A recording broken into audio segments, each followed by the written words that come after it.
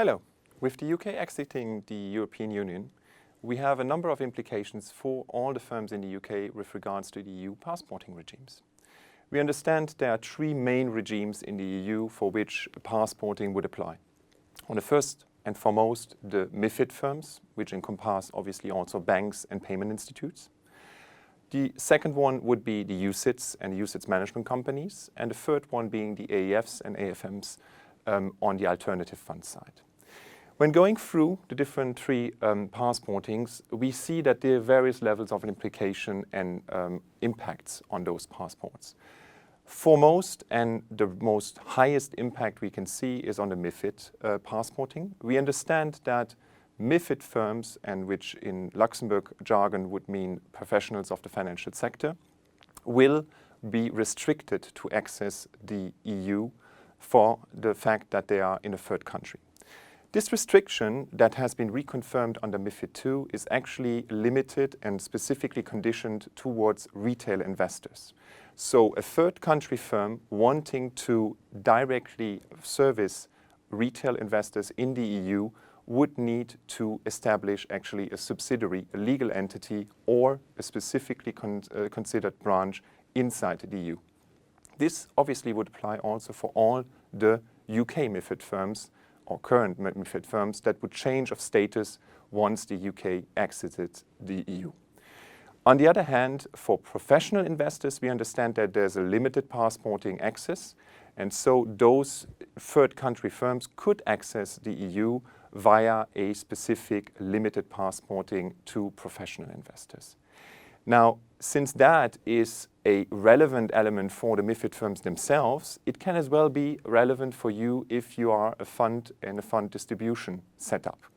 In fund distribution, very often, and for most, the distributors are actually MiFID firms. So if you use a UK distributor, it means also that your distribution setup via that UK distributor to the EU will be impacted by its relevant passporting on the level of the MiFID firm.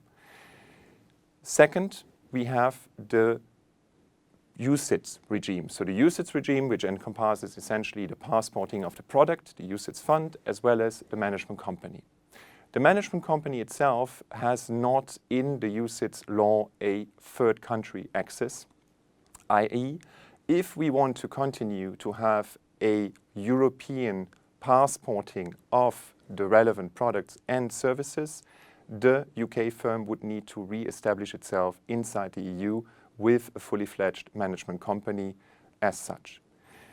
Finally, the AFMD, the Alternative Funds Directive. Here we have again a limited passporting for third countries. We've just now seen that the ESMA formally advised the EU Commission to accept numerous third countries as being eligible, i.e. equivalent to the EU regime and can be fully eligible for passporting, among which the Channel Islands, among which Switzerland and the US. We would consider that the UK potentially would also qualify as a third country eligible for direct access under the AFMD regime, and by such there's obviously limited impact for UK alternative investment fund managers under this particular regime. Overall, we think that this needs to have a special consideration and attention of you as a manager of a particular firm. And we understand also that each of the setups you'll face and consider will be specific. As such, we would highly recommend to have an informed discussion about this with you and your legal counsel. Thanks very much.